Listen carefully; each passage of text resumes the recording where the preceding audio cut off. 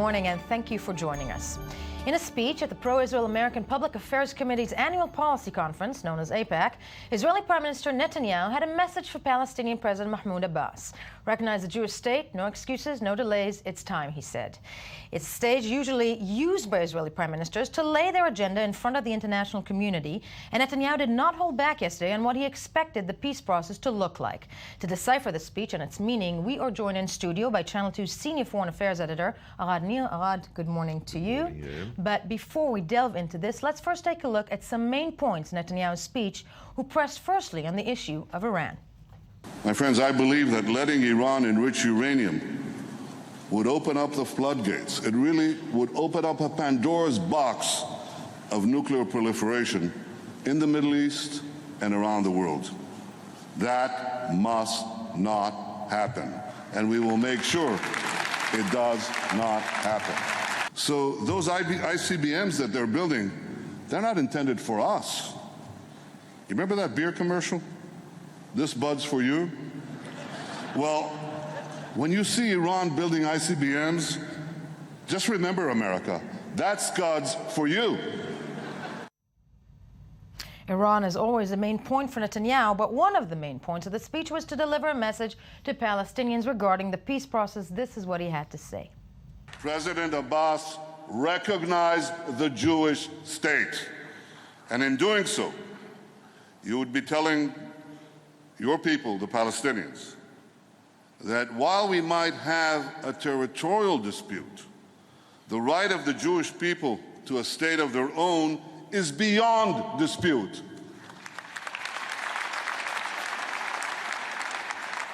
You would be telling Palestinians to abandon the fantasy of flooding Israel with refugees. In recognizing the Jewish state, you would finally make clear that you are truly prepared to end the conflict.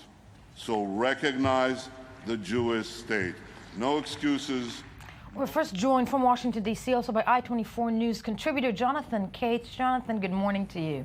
Good morning to you. Let's begin with the reactions from the American administration to Netanyahu's speech. Anything coming out of state or anything that you may be hearing in terms of reactions to the Israeli Prime Minister's message to the Palestinians? Well, I believe there was definitely, if not an about-face, at least a little backing up today towards some of the talking points that President Obama had mentioned the other day that came across to some as a veiled threat of possible sanctions with the BDS towards Israel that America may not be able to prevent if the peace talks don't go well. Today, Kerry actually stated strongly that those kind of boycotts, arbitrary and attacking Israel, were something the administration would not uphold or allow. I think that was the biggest change that came about today from the administration through Kerry. Right. Now, that said, it was clear, of course, the BDS is something Israel is dealing with for several months right now. That's the attempt to boycott to boycott Israel. But it was clear also that Netanyahu was sending a message to the Obama administration, specifically, in the State Department, about the peace process. And is there any kind of inclination that the United States is listening, that Israel, or that Netanyahu is actually wagging his finger saying that Israel is standing by its points and the need for Israel to be recognized as a Jewish state? Is that being heard by the American administration? It's definitely being heard. What I was surprised today to hear from a Republican senator who is an advocate of Israel, strong advocate, when I asked about the peace process and any hopes of that, especially with Abbas visiting in 2 weeks, a little less than that, just the I'd say the negative outlook for that. And it wasn't just about Abbas. I mean, it was stated that he doubted whether or not Abbas would be able to do anything fruitful, but it was more of a sadness based on some of the statements that were made today by President Netanyahu, which is being taken to be more of talking points. Talking points, obviously, to AIPAC, and for obvious reason, there were some really strong, valid talking points, but they do seem to suggest somewhat of just having blinders on to what the other party is up against as well. Netanyahu's obviously speaking to his strongest supporters, But in order to have a real peace or any sense of a peace agreement, you have to have some type of compromise. And I don't see that happening from the statements that were given today. It was more of, requirements, valid or not. I just don't, it doesn't. Stating a point on the Israeli side, very valid points. Jonathan Cates, thank you for joining us from D.C. Arad Nir, I'd like to put this to you because basically in terms of what we know of the meeting that was taking place between President Obama and Israeli Prime Minister Benjamin Netanyahu, supposedly, and this is rumor and supposition, that Netanyahu said to Obama that they don't want Israelis do not want a piece of paper, they want real peace.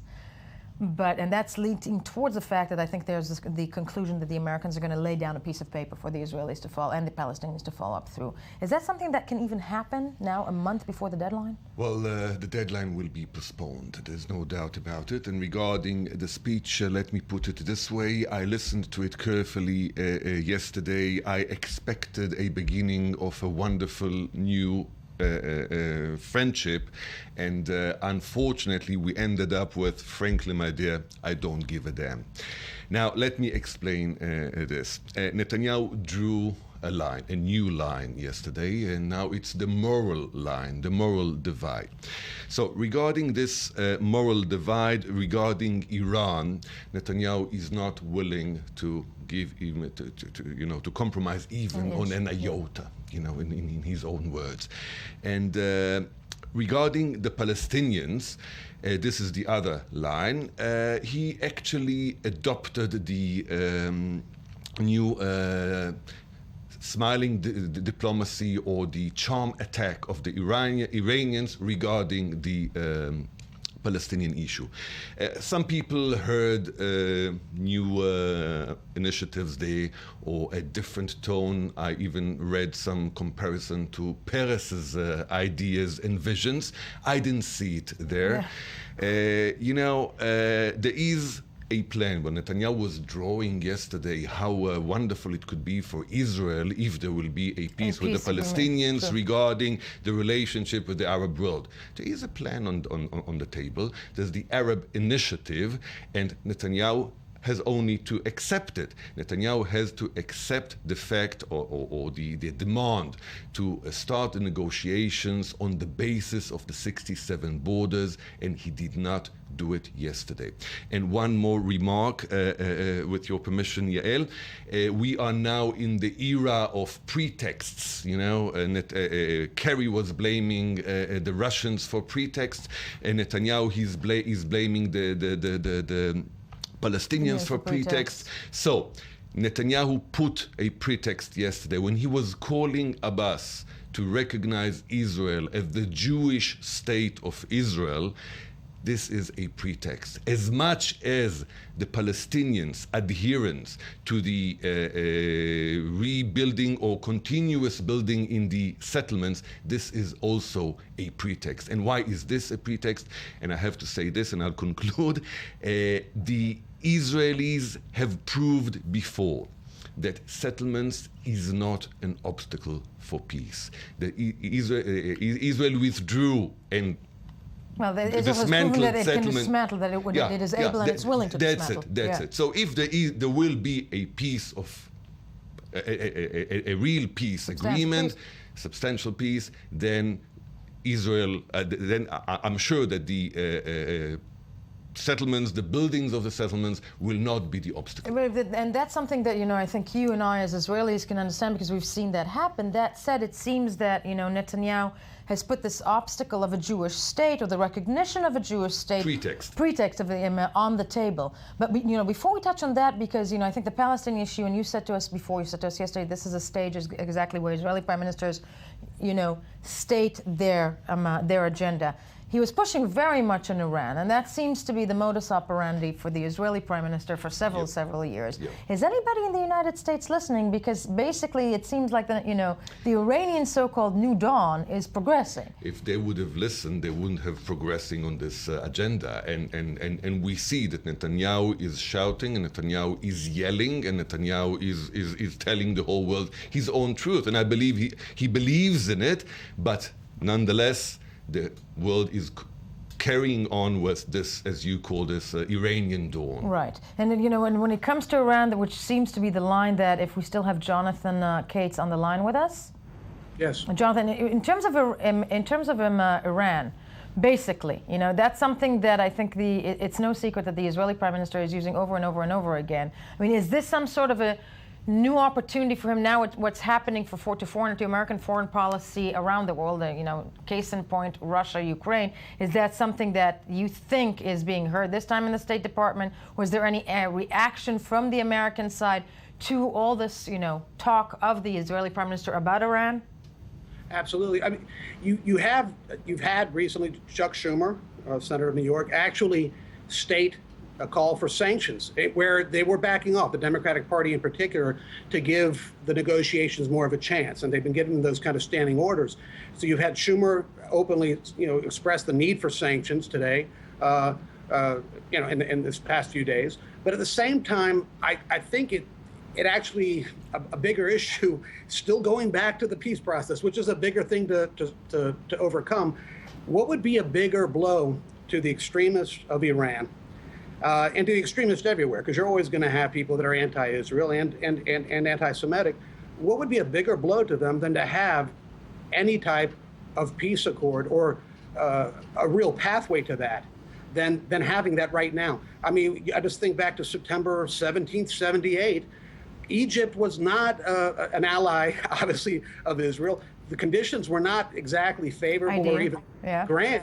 But I would argue that the past 30 years, even with the turmoil that's there today, are unbelievably more blissful for Israel than they'd ever been in the 30 years prior. So while it took two men who were not friendly in any way and adversaries to be brave enough to think about what something monumental could do, like a peace accord. And I think that's what Obama, it didn't really hit, I think, the target that it needed to with the prime minister.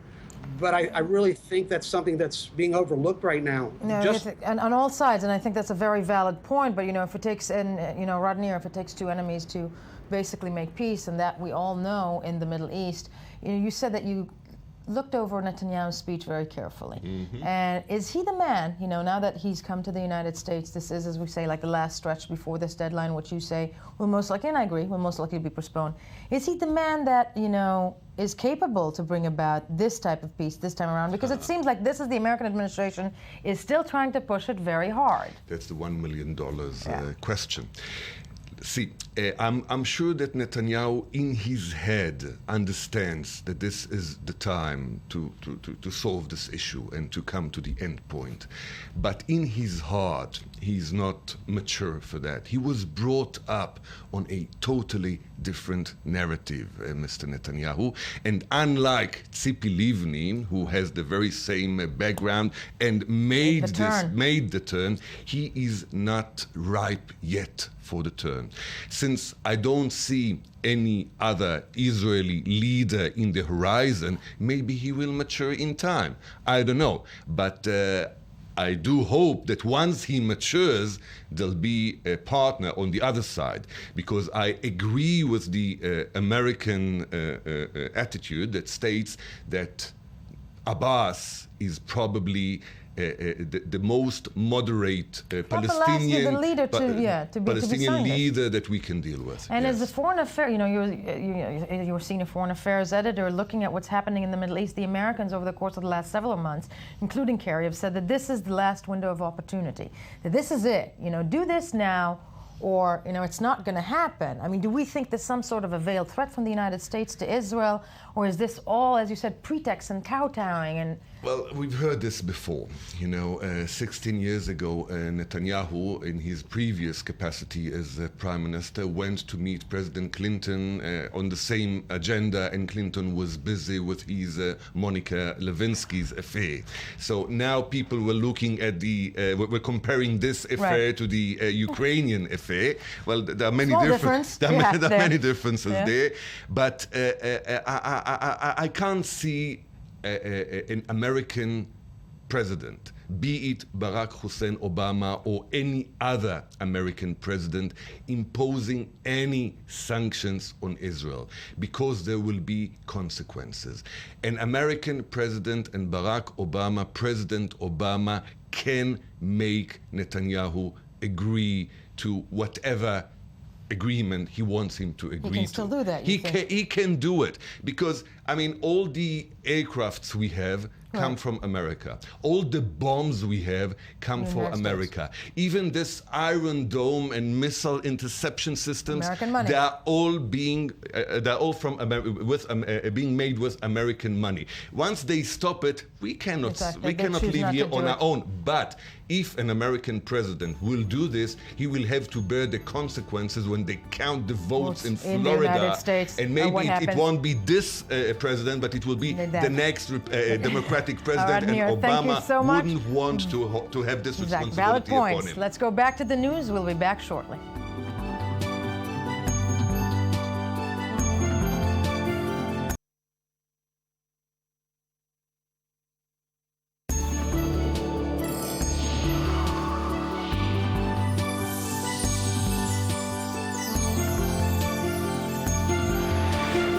Good morning, and thank you for staying with us. I-24 News Morning Edition, your morning edition, where you should be.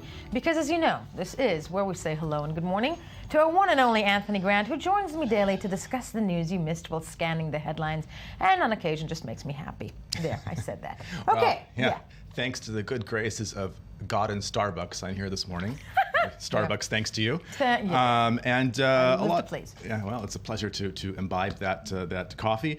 Speaking of coffee, there's a lot of buzz right now about the fact that yesterday Egypt banned Hamas from Egypt, Sure. and today, I think yesterday, the IDF nabbed a Hamas wanted for lots of bad terrorist activities in the West Bank, and. It's the kind of thing that you might want to talk about over a cup of coffee, which brings me to the first. If you're living in the Middle East, If yeah. you are. Kofix, which is a coffee bar which has taken Tel Aviv by storm. I because live it's- next to it. Okay, so Yeah. you know. Lines are forming because of their $1.42 cup of coffee. Or as we say here, 5 shekels. 5 shekels. Yeah. Well, now they are dipping into another well, and that of alcoholic beverages. Globes, which is one of Israel's leading business dailies, Yes. talks about Look at the me holding fact my that pregnant bellies. Yeah, but they've yeah. gone 5 shekel cocktails. Seriously. Yeah, and this is pretty revolutionary. I mean, cocktails, alcohol for $1.42 is not going to just shake up Tel Tony, Aviv, but that I'm could... going to say this on the air. This is your assignment. Shall you choose to accept it? You need to check that I cocktail out. accept. Yeah, you need to Maybe check it not out. at 'Cause this time of the I day. cannot do that for the next 3 months. But if there's a cocktail for 5 shekels, I need to hear about it. Yeah, it can involve whiskey, vodka, arak, arak is like an Israeli Yes. Middle Eastern spirit involving something really tasty. Oh, yeah. Anise. Yeah, Yes. anise. And the reason he's able to do, the owner, Avi Katz, is because it's something to do with the fact that he opened the space next to a Kofix coffee bar, so he can kind of reuse that space at night. And he's only charging a 100% profit margin versus 700% on alcoholic drinks, which most bars use. Or, and this is my theory, because I've had my share of bad drinks in the past, that he might be using car fuel in the cocktails. I'm just I saying. don't think so. I think it's This is regular alcohol, regular this is old hardcore. tipple. Okay, Yeah. you are going to check that one out. I certainly will. Okay, yes. And the Wall Street Journal, another economic news, talks about some of the fallout from the Crimean crisis, and it's not all bad. Russian markets extend gains. It says this was a story about how the Russian financial market is actually doing pretty good at the moment. Yesterday, Gazprom was up 9%. Really? I'm not really sure, but the fact of the matter is that there's some element of stabilization here after the initial shock of the Russian shenanigans in No, that it's part of the interesting world. that it happened yesterday because, and we're going to touch on that a bit later, is that President Putin yesterday gave an interview / speech at the first time he went on camera to discuss the what Russia was doing in the Ukraine, and basically said that at this point there's no need to use force. So it might be actually this is a reaction of the markets to that type of a speech. The other side of the Fascinating. coin, as it were, in a way. Nice. So Okay. that is quite fascinating. And also on a Ukrainian-related note, Der Spiegel, which is Germany's news outlet of record, I guess you Naturally. could say, says that Russia is trying to woo back Moldova. Oh, God. Now, Moldova is the little ex-Soviet Union that time forgot. It's known mostly for its obscurity. Yeah. But basically, Moldova is preparing to sign an association agreement with the European Union. Okay, now. That sounds familiar. It sounds familiar. What Yeah. Russia's trying to do is trying to keep the country in its fold, and there are 155,000 autonomous Gagauzia Orthodox Christians, hope I pronounced it right, who are very Russia-friendly. And basically... And they may send a letter to Putin and say, please come woo us? Okay, just saying. Yeah. In a way, there's communication back and forth between Russian officials and people in Moldova, and actually it's something that is one to watch off radar for now. No, off radar, fascinating, because I think that, and also the term of Russia trying to woo, as it's wooing the Ukraine right now. Yes, that's a major woo. That's a major. It's a major That's woo. a big woo. That's Yeah. that's forceful. Yeah. Okay. Yes. Anyways, in good Egypt news as well, things interesting in Egypt. The country seems to be getting its act together in many Amen. ways, and the Grand Egyptian Museum is a huge new museum project which is going to be opening in 2015 near the pyramids of Giza. And the Egypt Independent is reporting that so far over 12,000 artifacts have already been transferred for eventual display in this monumental museum, which is going to be something the likes of which Egypt has never seen, No, or the world. That's near Giza. That's actually kind of sort of what, like carved in the stone there? Is Well, that actually, what- that's a picture of it might be I don't know if that's Abu Simbel. That's an Egyptian site of from pharaonic times. Okay. But they don't. The It's actual not- museum is in construction phase. Shows you how much I know. Yeah. Well, it's actually, this is so off radar, but it's something because of all the other political news Yeah, in Egypt. that But it's- for tourism, this is going to be a huge boon. And, yeah, getting things from hopefully. King Tut and the pyramids and all together in one place. And we have to remember tourism is one of the main things that pillar actually of is both, the, yeah, Egyptian economy. Economy that is, suffering so much just, right now, and actually that's one of the main problems of the crisis that seems to be rolling there. Interesting. Yeah, Yes. so that's good to see. And it's been a long time since you and I talked about chickens. But in poultry news, Yeah. the New York Times says Yes. every chicken's going to wish it could be a California chick. And there is a chick holding a chick, you could say. There's a chick holding a chick. I love it. The poultry news of the day. Yeah, and this is why, actually- and why would they wish to be California hens? Because California's a pretty progressive state when it comes to things like agricultural reform and that sort of thing. And the laws pertaining to the freedom of movement of hens in their cages in California is the most progressive in the nation, in the United States. Right. But what happened is that California also decided that other states that are importing eggs into California in their states, they have to have the same nice same- conditions. So That's nice condition for chickens before they're killed, right? no, these are egg-laying chickens. Egg-laying chickens. Yeah, Oh, hens. nice. Okay, yeah, so this is actually they're like pro the your chick. your egg with muffin chickens. Okay. Okay, so Missouri is suing. They're trying to block this because course. it's raising costs. So it's Yeah. an interstate commerce feud has erupted, and California, I would say, probably will prevail, but it's not before the thing goes through the court system. They're making some lawyers and hens happy. No, I mean we are definitely, my God, I need I need updates on chicken news. But yes. Yes. So whenever relevant, We will follow it. Sarah Palin has swung out again at Barack Obama, saying he's wearing mom jeans. Now, Sorry, yeah. I'm not sure what prompted. Oh yeah, Ukraine, God. because she claimed that she could see the Ukrainian crisis from Alaska. No, You know, she could see Russia from her her house. and then she claimed that that she foresaw Russia eventually wooing. Yeah. She saw the big woo. With the big woo, the Ukraine, and Yeah. now Barack Obama She's known for for mom jeans. And for That is bloviating. low. Yeah, and That is low. I don't even Come know what mom on. jeans are. What's I'll the tell you what mom jeans are. Are they those? See the pictures of, it's mom jeans are actually, and I can't really do it. Mom jeans is basically when you wear jeans that too high and you tuck your shirt into the jeans. It's a no-no in the Middle That's- East. You got to leave exactly. that T-shirt You gotta- out. Exactly, and it's kind of a nasty fashion kind of. It's not the nicest stab. thing to say. No, Yeah. no. I Obama mean- known for mom jeans. I don't know how that pertains to his policies. It could, Love red this. carpet politics. I don't know. Speaking of beautiful colors. Yes. Did you see this picture of Niagara Falls? Niagara Falls is frozen, or part of it, for the my second God. time as the U.S. is facing experiencing a cold Arctic slam again. Unbelievable. Really frigid temperatures, and of course, New York State, that in the best of winters, is basically It's a very frozen cold, area. I mean, very cold place. And No, it's fearsome, but this is majestic. This looks unbelievable. It looks like somewhere Superman would rise out of. yeah, it's like I come from the planet Niagara to save New York you are from my Albany. son, Jarrell. Okay. Kal-El. Jor-El was the father. Kal-El was Superman's Amen to Krypton that. name. Yeah. Tony, thank you for you Superman for joining me this morning. There'll be more of you next hour. Thank you.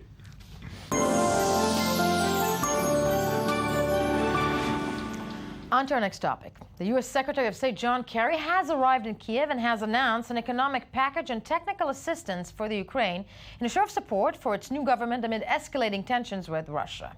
In what also seems to be a turn of events, Russia has agreed to begin talks with Kiev via NATO today, signaling a shift in the dramatic standoff between the West and Russia over the future of the Ukraine. Now, before we delve into the subject and hear more about it, let's hear more about it from Kiev and Moscow.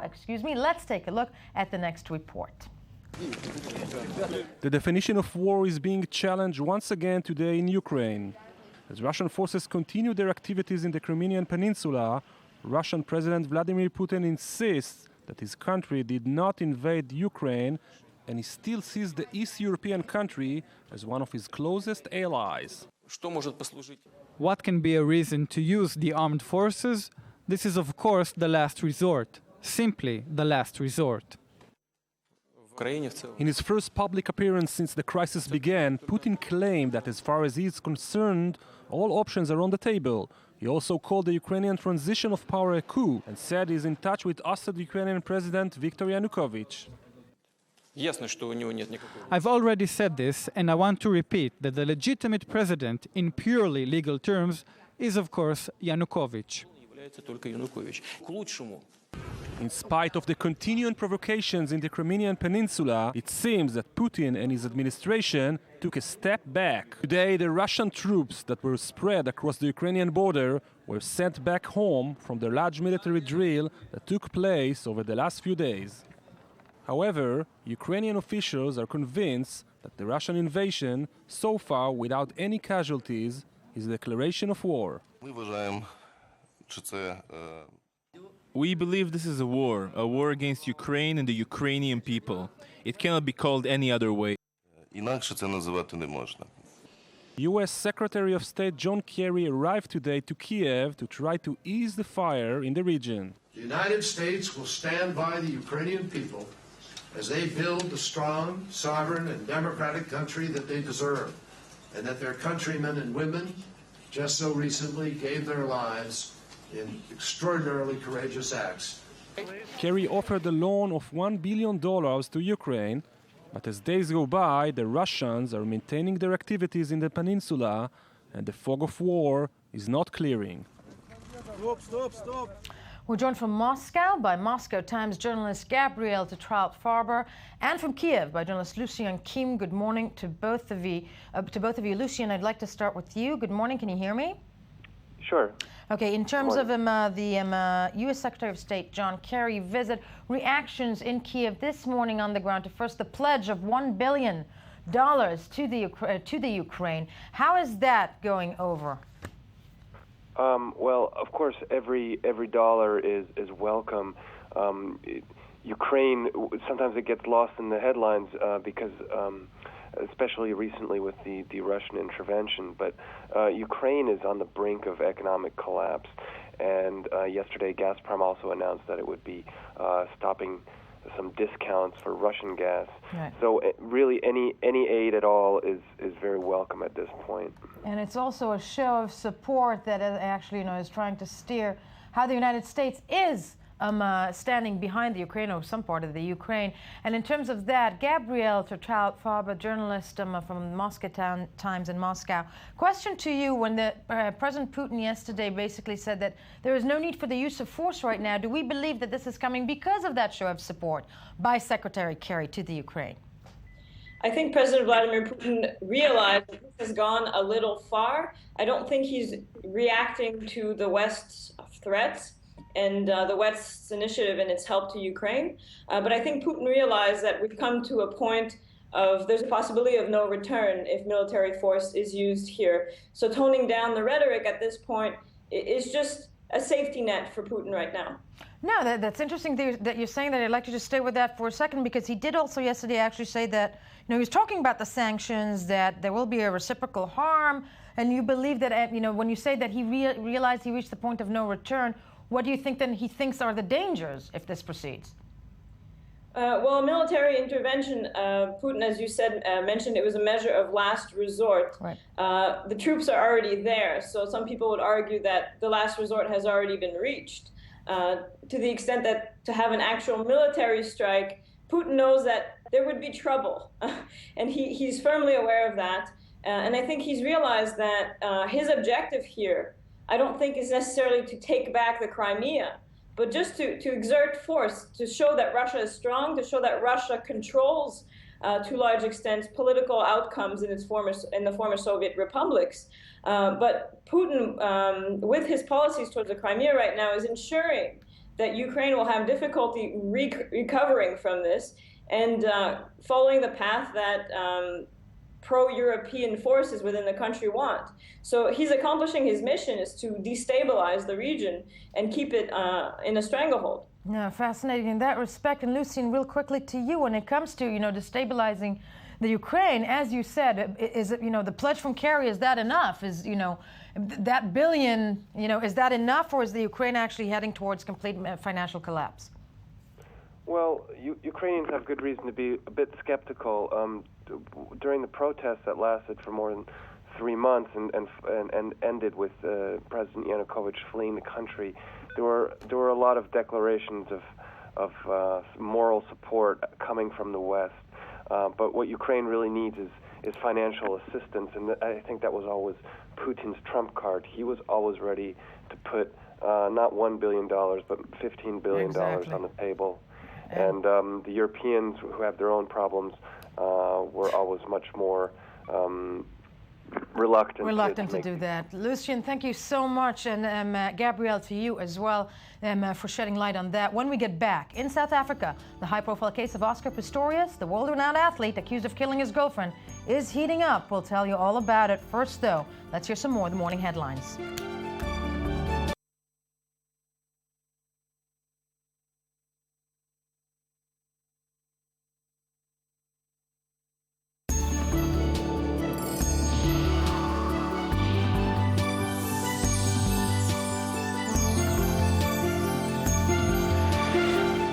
Welcome back, folks. It is still Wednesday, March 5th, 2014. This is still the morning edition. I'm still Yael Levi, last I checked, and thank you for staying with us, because we're here in studio, I'm happy to say, once again, with Tony Grant for the web review, and of course with Ruthie Sinai, senior editor of I-24 News, who will join me for the next segment. Hello. Yes, hello. But Tony, hit us. Well, the French are hitting us. Yeah. That's such a frightening thought. Yes, in an ooh-la-la way.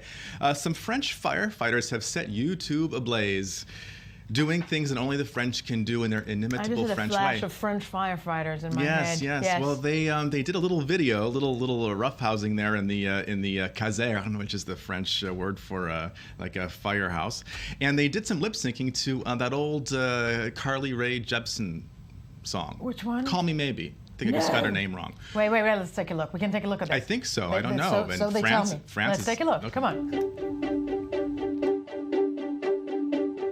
I threw a wish in the well. Don't ask me, I'll never tell. I looked at you as it fell, and now you're in my way. I trade my soul for a wish, pennies and dimes for a kiss. I wasn't looking for this, but now you're in my way. Your stare was holding, ripped jeans, skin was showing, hot night, wind was blowing. Where you think you're going, baby? Hey, I just met you, and this is crazy, but here's my number, so call me maybe. It's hard to look right at you, baby, but here's my number, so call me maybe. Hey, I just met you, and this is crazy, but here's my number. They're going to set their homes on fire to get the attention of these French firefighters. Sorry, I need to compose myself, because the naked upper body with the purple hair, the hairdo, yeah. Wow. Yeah, they're feeling I have festive. to say, though, after seeing that, if my house was on fire, You wouldn't. I really would be like, Don't put them on speed dial, right? and then With a shower, they'd come exactly and with the douse out the... And do they save you wearing those tank tops? Well, that's a good question. I'm not sure if it's in their code of, their firefighting dress code. I've just gained so much respect for the French. Yeah, well, the chief of the division there wasn't too happy. He was sort of like... This was without permission? That was Shocking. sort of, yeah, So? under the radar there. So, Yeah.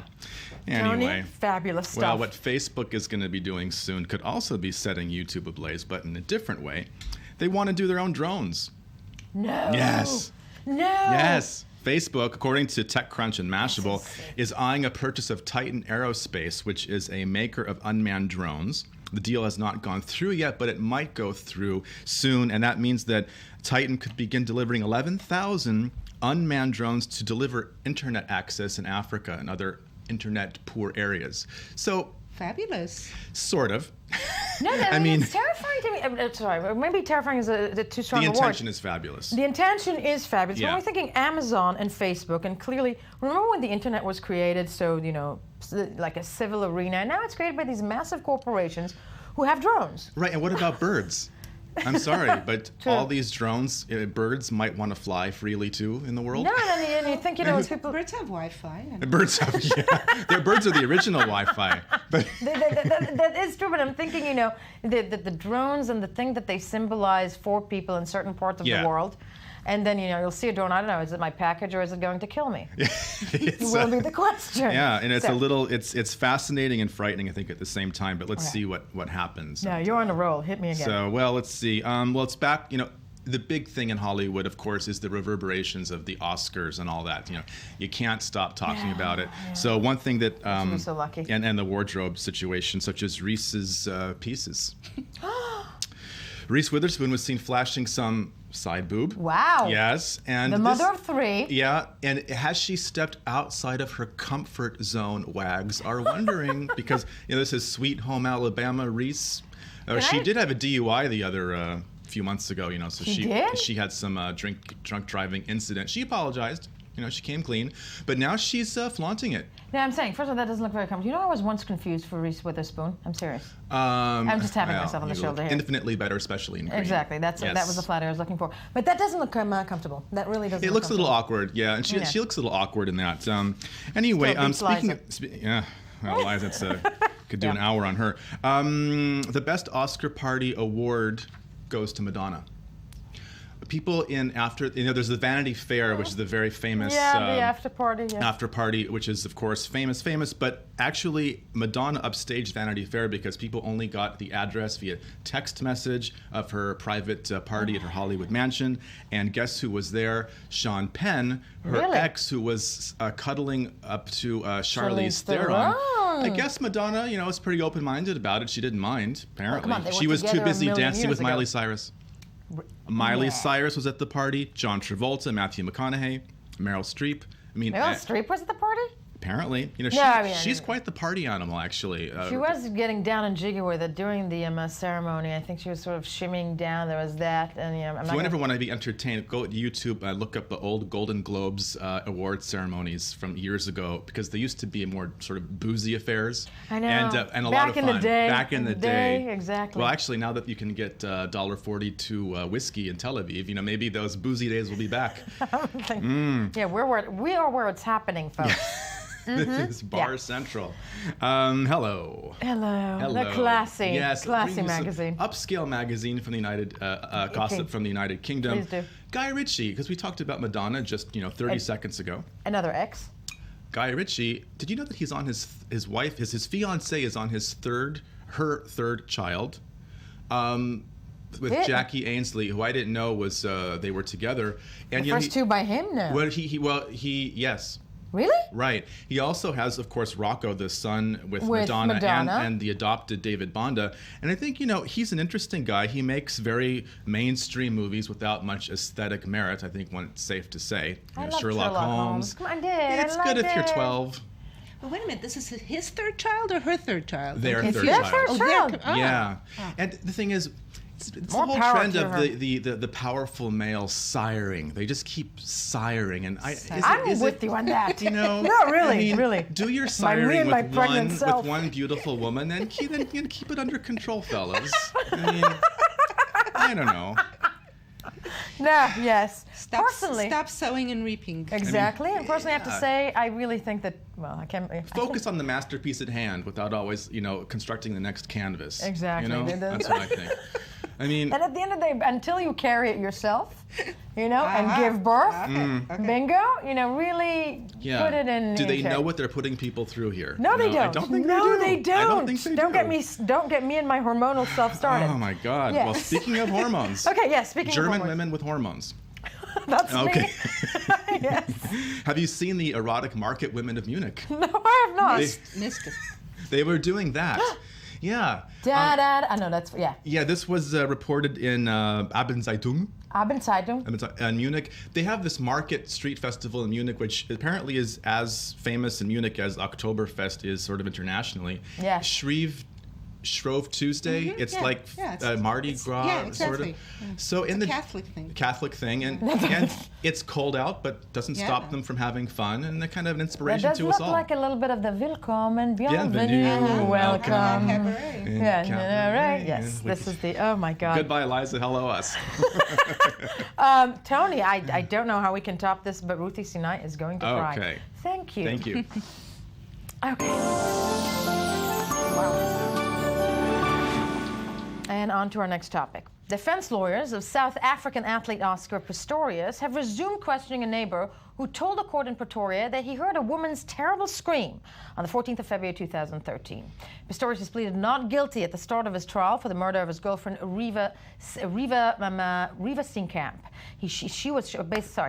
He shot dead the 29-year-old model and reality television star at his home, saying he mistook her for an intruder, and now the trial is gripping South Africans and international viewers alike. We are joined, as you know, in studio by I24 News senior editor Ruthie Sinai. Ruthie, good morning to good you. morning. And before we delve into the subject, let's take a look at the following report. The second day of Oscar Pistorius' trial opened in what is expected to be a grueling 3-week affair. The South African Paralympian is charged with murdering his girlfriend, Riva Steenkamp, on Valentine's Day 2013.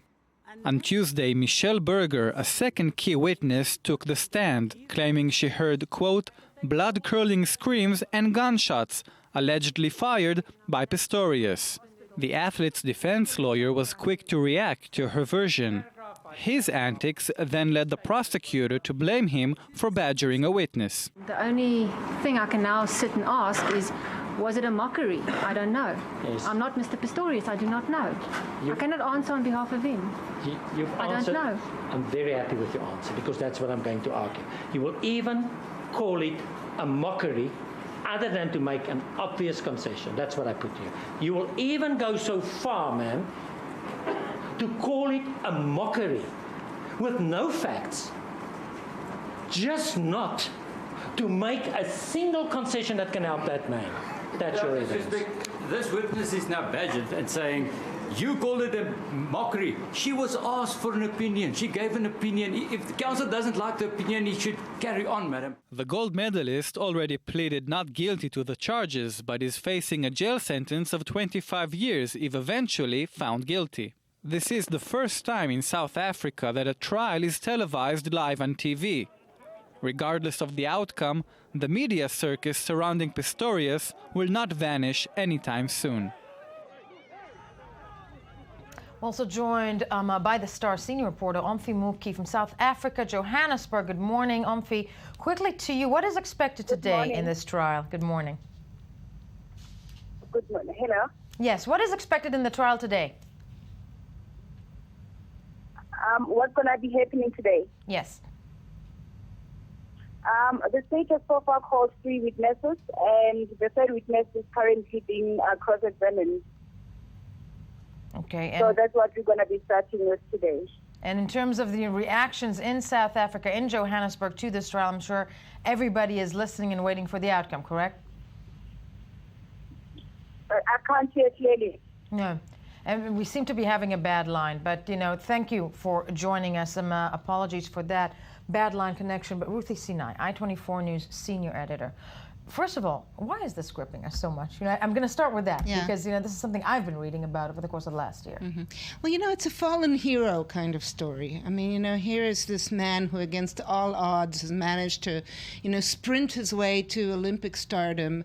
Known as the Blade Runner because he apparently on his prosthesis he puts blades, and it's sort of like Lance Armstrong in a way. You had this incredibly mythical figure who's just been, brought down, be it by, his own, misdeeds or, fate, and it's a sad, it's a huge tragedy. It's a very bizarre story. I think there's no argument that a shot was fired from his gun. Four shots. 4 shots. Thank you. Sorry, 4 shots were fired from his gun. It killed his girlfriend. But what are the nuts and bolts of this story? What is he claiming? He is claiming he was in bed. It was the middle of the night. He heard noise coming from the bathroom. He thought it was an intruder. He took his gun. This is one of the questions. Did he have his legs on or not? He took his gun. He shot through the door. The door was apparently locked. And 4 shots and killed whoever was inside. The prosecution is claiming that he knew his girlfriend was in the bathroom, that it was all staged. He was premeditated. They had a fight. He thought she was going to leave him, or he thought she was being unfaithful, and that's why he staged this intruder-like shooting and shot her. And shot her. And again, we were saying, the development is that now a neighbor is being interrogated. Right. But what is, when it comes down to it, what is actually his defense? Other than saying that basically, he shot through the intruder, through the door, et cetera, et cetera.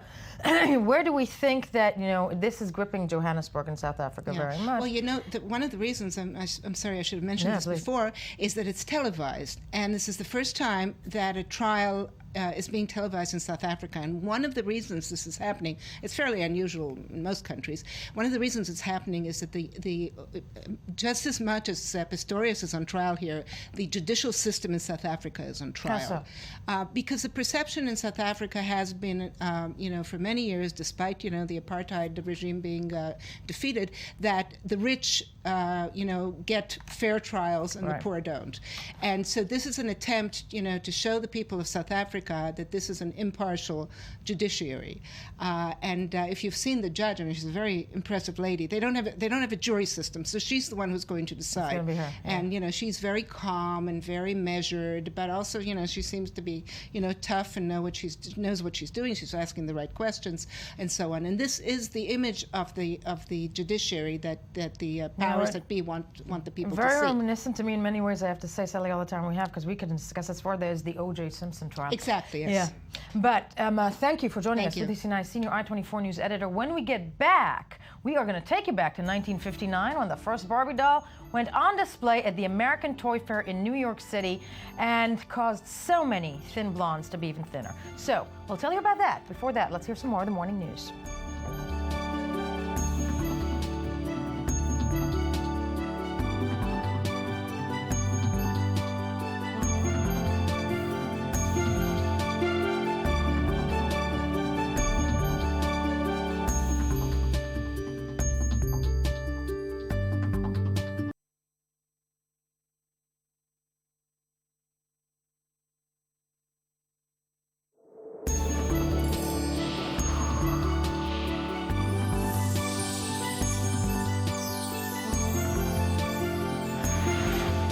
And good morning, and thank you for staying with us, because it's I24 News and it's your morning edition, okay?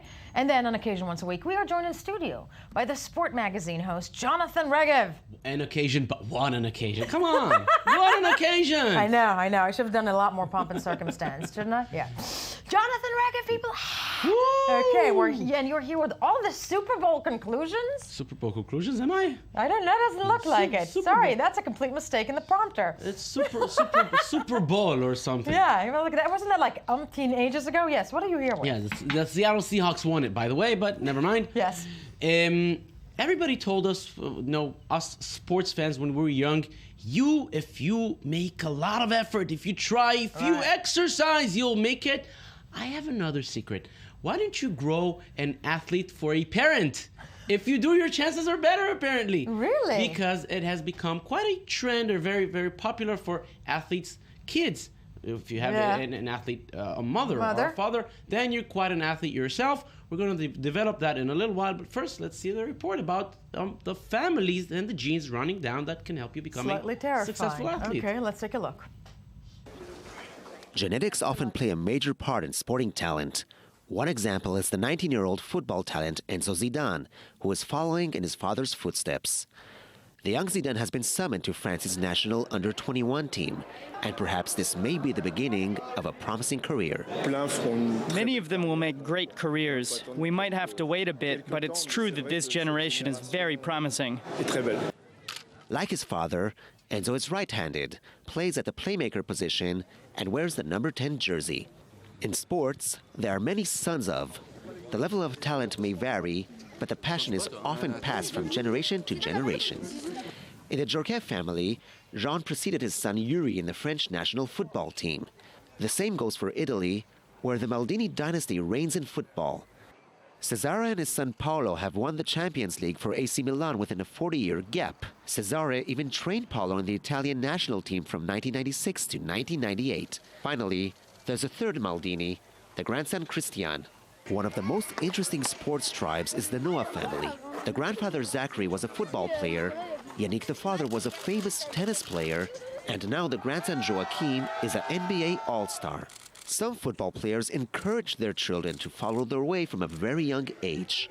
This is the case of David Beckham, who marvels at his son's Brooklyn's feats. The 15-year-old teen has trained in Manchester United, the club that launched his father's illustrious career.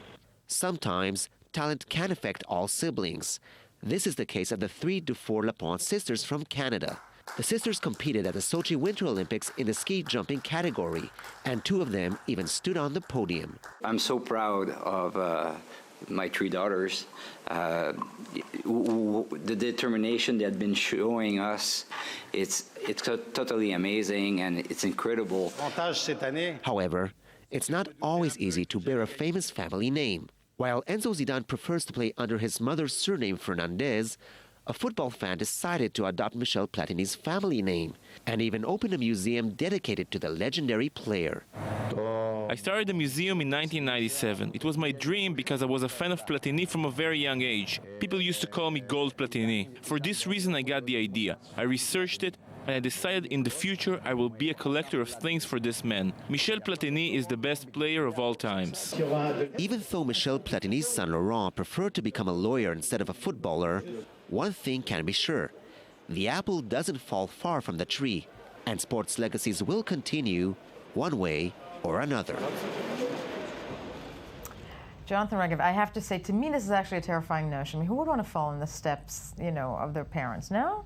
Well, the question is, of course, is it genes or interest? Because I mean, those kids, they grew up with the sports figures at home, usually very popular celebrities with a lot of interest and fans around them, money as well. So you say, well, I want to follow in the footsteps. And again, if they do that at an early age, giving it a lot of effort, then they succeed. But is genetics also involved? Maybe it is. Yeah, that's $1 million question. And also to you, is the sports world more welcoming to the children of, or is it more criticizing and they have to prove themselves even further? I think that's the sports world, and I think just like every other world, there's a lot of hypocrisy in it, because if say Enzo Zidane that was mentioned here, right, there are giant expectations from him because his father was Zinedine Zidane, perhaps the biggest player France ever had, the player that brought France their World Cup in 1998. So when you have a last name such as Zidane,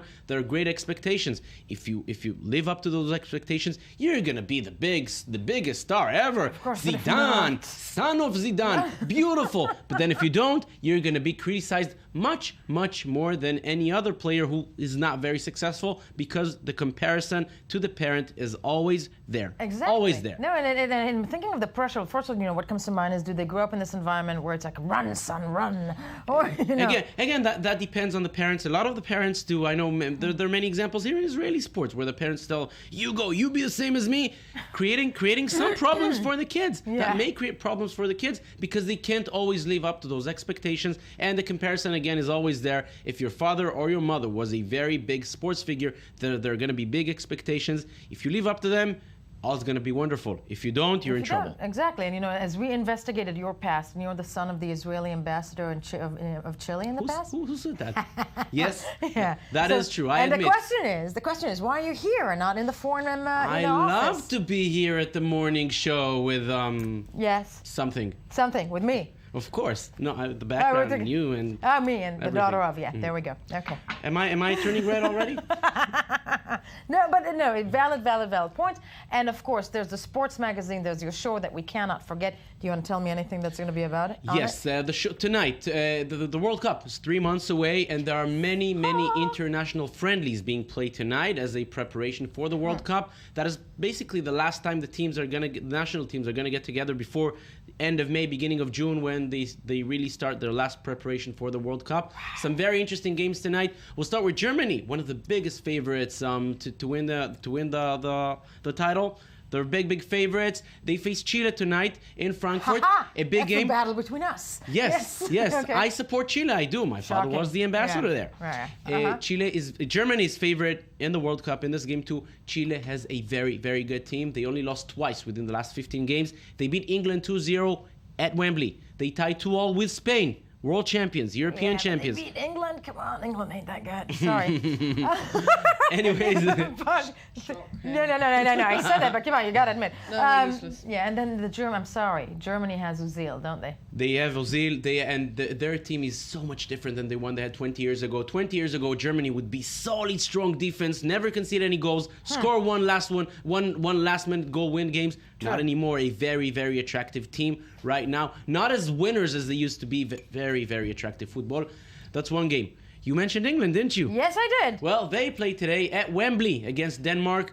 Always interesting to see England, especially 3 months ahead of the World Cup. Are they finally going to make it on the big stage? Last time they did something major was 1966, believe it or not. I'm sorry, honey.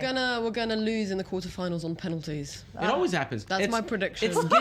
Seriously. It's given, yes. And it has to happen on penalties. It has to happen. It's really, for a country, for an empire. Yes. That it's all about. It's all about former empire. It's all about football. My God, where are we? Well, no, we're not gonna say it. And the third one. England, Denmark, and last game Argentina against Romania. Argentina, my favorite team, and I'm biased again. I like Argentina, and they play against Romania. A big event for Argentines because Argentina lost to Romania in the stage of 16 back in 1994.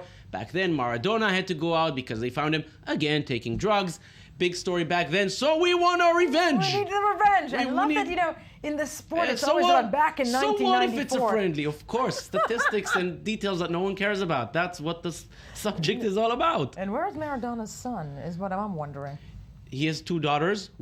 One of them was married. She already divorced. Kun Agüero, one of the players from the national team. Maradona has a grandson who he said he wants to grow. That is a very interesting question. I'm impressed by your gossip because knowledge. The grandfather will surely push him to football. Hopefully not to drugs. Hopefully. Yes, hopefully not to drugs. Hopefully.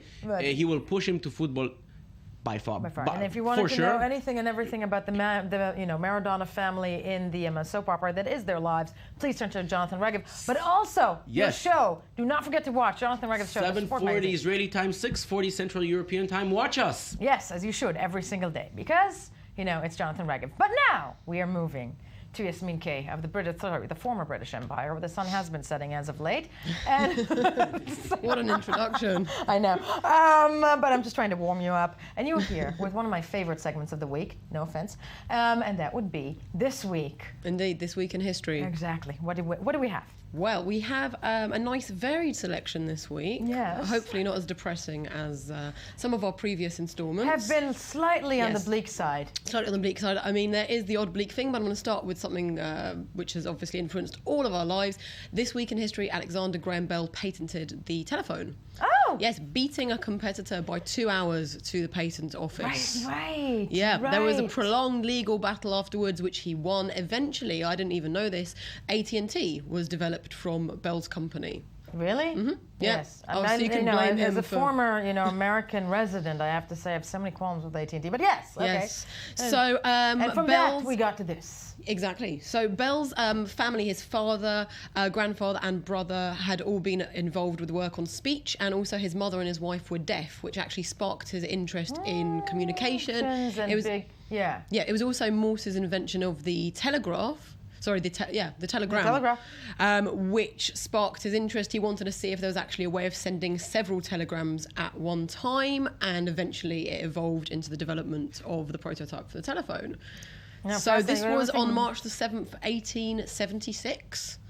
Now, Bell was... Look at how far we've come. Yes, Bell was also, interestingly, Yes. one of the founding members of the National Geographic Society. So you can bring that up in a dinner party. I know you like the No, little because tidbits. this is the point of the segment. Of course, Yeah. Things to discuss in employment and sound really, really smart. Exactly. So National Geographic, that's also Bell, very successful guy. But Can I write it down? I want to take it to my next dinner party. Yes, I'm taking definitely. notes. Yeah, exactly. Definitely. I'll write up some notes for you. is all taped. Yes, Yeah. so the first telephone message, there have been several different disputes about the exact wording, but something on the Yeah, what was lines it? of Mr. Watson, which his assistant, come here, I need you. It So that was wasn't- the first thing they said on the telephone. Come here? I need you. Yes. that's, Or I also, want that's almost you. actually right up there with Are You Awake? Yes, that was the early. That's the 19th century awake. version You of think it. that's the early awake? Question mark? Okay. Yes, so that was the first telephone message. Also this week in history, on March the 9th, 1959, Barbie made her debut. That's my favorite today. Yes. At a toy fair in New York. She was the first mass-produced toy doll to be sold with human features, with adult human features. And obviously human very, features, very please. controversial. No, incredible. figure. So 1959, this week, that basically caused all of us, every single girl out there to want to look like that. I disagree with that personally. I never liked Barbie. I was more of a Lego child. Really? I have to say, yeah. Apparently, though, girls go through a phase of rejecting Barbie, decapitating her, putting her in the oven. Yes, yes. No, I mean, It's my like sister quite and I a had common 52 phenomenon. Barbies, and there was some, at a certain point there, we did burn her hair. You burnt burnt her hair. Yeah, we burnt her hair because I find Barbie, and we had that The Barbie discussion. witch trials. Yes, the Barbie.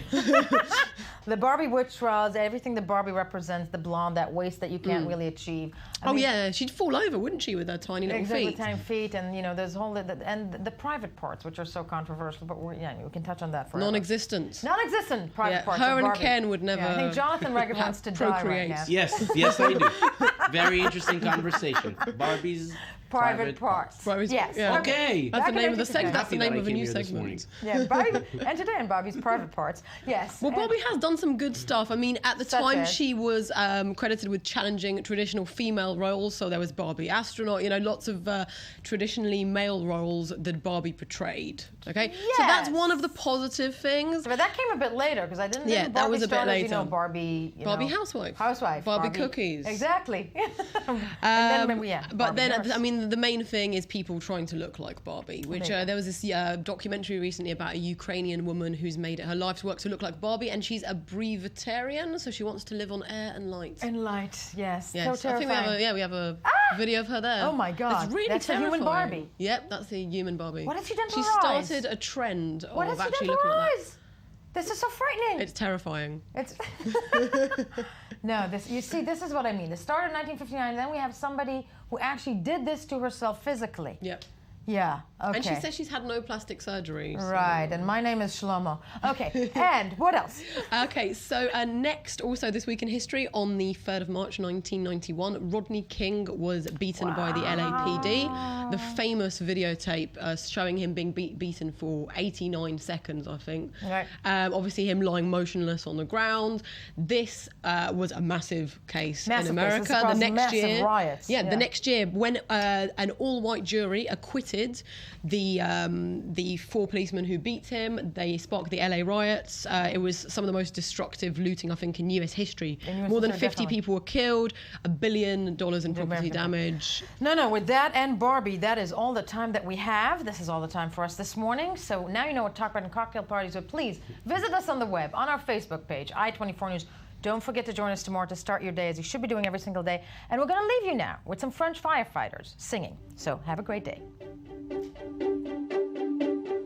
I threw a wish in the well. Don't ask me, I'll never tell. I looked at you as it fell, and now you're in my way. I trade my soul for a wish, pennies and dimes for a kiss. I wasn't looking for this, but now you're in my way. Your stare was holding, red jeans, skin was showing. Hot night.